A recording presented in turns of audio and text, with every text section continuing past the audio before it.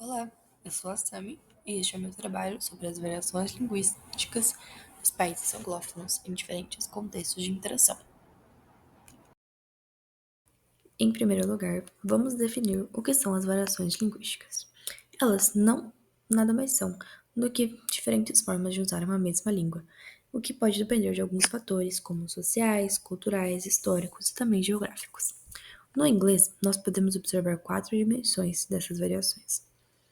Primeiro, temos a variação regional, que difere dos dialetos e sotaques de diferentes lugares.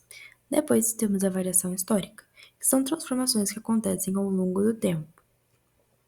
E logo após, temos a variação social, que está ligada a aspectos de classe social, gênero, faixa etária e também o nível de escolaridade, que acabam influenciando nas escolhas linguísticas.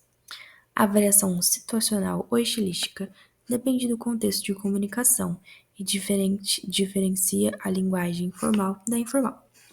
Essas variações, portanto, não significam erro, mas elas dão riqueza e flexibilidade à língua, que acaba se adaptando às necessidades de quem a utiliza. Agora, observemos este quadro das diferentes expressões idiomáticas dos países analisados, que são o Canadá, os Estados Unidos, o Reino Unido e a Austrália. Primeiramente, temos as diferenças lexicais, que dizem respeito às diferentes palavras e diferentes expressões que podem conter significados distintos em cada idioma. Por exemplo, a palavra apartment, que no Reino Unido se refere a flat, e na Austrália, que podem se usar os dois. E também temos a referência cookie, que no Canadá significa biscoito e nos Estados Unidos também. E já no Reino Unido e na Austrália, eles não utilizam essa palavra e sim utilizam a palavra biscuit.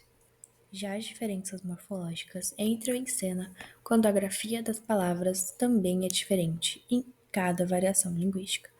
Por exemplo, a palavra center pode ter a sua escrita diferenciada em cada país. Nos países Canadá, United Kingdom e na Austrália, eles escrevem center com um R entre a letra T e a letra E.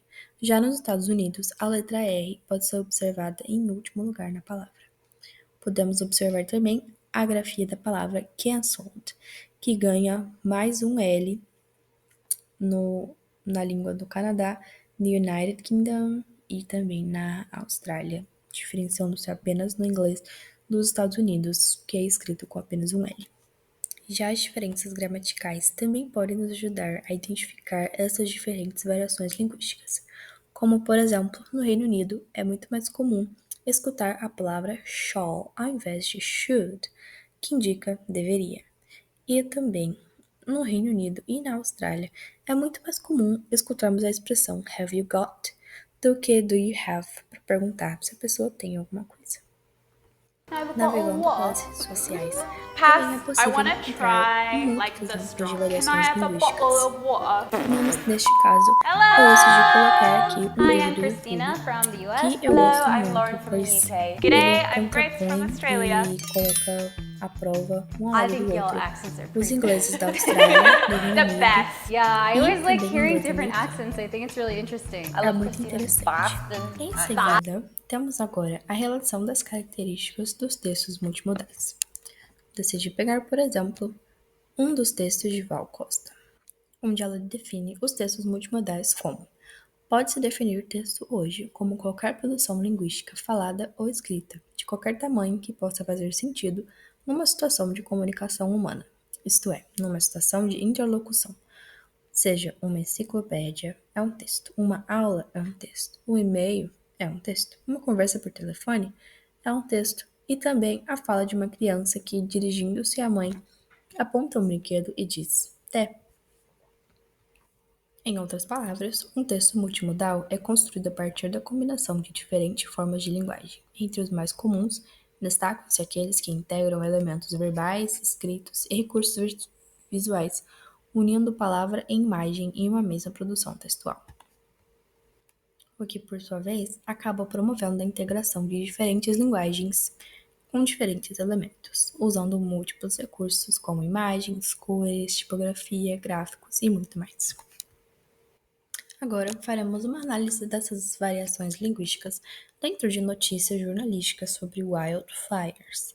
Passando no celularzinho ao lado, os textos analisados dessas publicidades tratam-se de propagandas institucionais, cujo objetivo é informar e conscientizar a população sobre diferentes maneiras de colaborar diante das queimadas, chamadas de wildfires. Eles são textos multimodais, pois articulam a linguagem verbal, texto escrito, com a não verbal, imagens, cores, símbolos e brasões.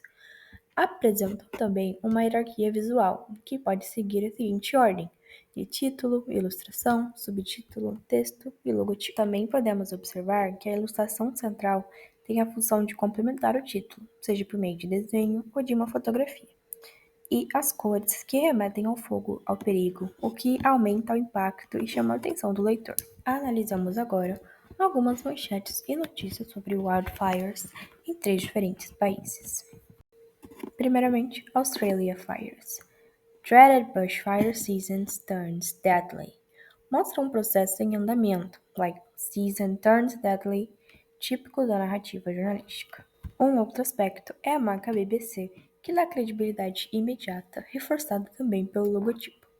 As cores roxo para o título, verde para o link e preto para a prévia, ajudando o leitor a diferenciar as informações. Na segunda manchete, Unhealthy Air Quality from Canadian Wildfires.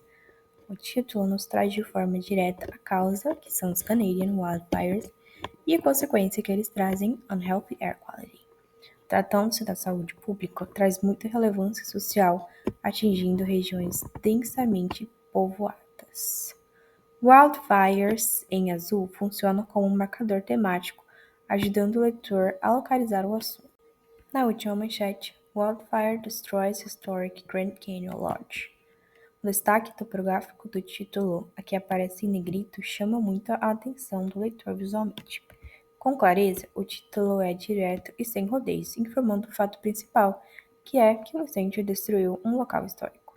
O uso do verbo destroys dá uma forma dramática à notícia, que impacta os leitores. Relacionando as marcas linguísticas discursivas e multimodais dos textos jornalísticos. A matéria australiana sobre incêndios florestais revela traços do inglês australiano, especialmente no uso da palavra bushfire e na ortografia de influência britânica, que usa o R ou RE em possíveis termos locais, como fires.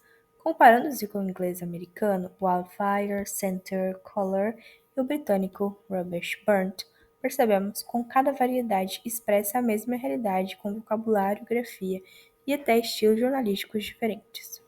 Como segundo exemplo e comparação, temos uma matéria americana, onde o uso de expressões idiomáticas marcadamente americanas como move heaven and earth, or make our voices heard, or bursting with passion, e também o do sifão antes do número e ponto final decimal, são características do inglês americano. O uso direto de termos como bankruptcy, judge e settlement também indicam a presença do inglês americano. Finalmente, o estudo de inglês americano, britânico, australiano ou até indiano evidencia que cada variedade carrega marcas culturais próprias, desde sotaques até vocabulários específicos, e que todas coexistem dentro da mesma língua, enriquecendo sua pluralidade. Além disso, mudanças históricas e diferenças sociais reforçam que o inglês se transforma conforme a sociedade se transforma, mostrando que a língua acompanha a vida humana.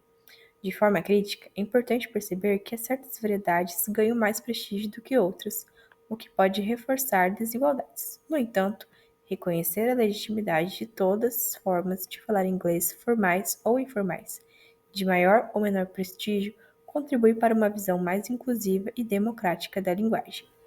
Em síntese, compreender as variações linguísticas do inglês significa compreender a própria diversidade cultural e social que ele representa.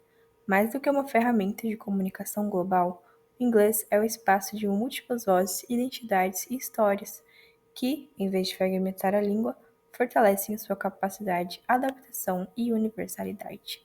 É isso, eu vou ficando por aqui e até mais.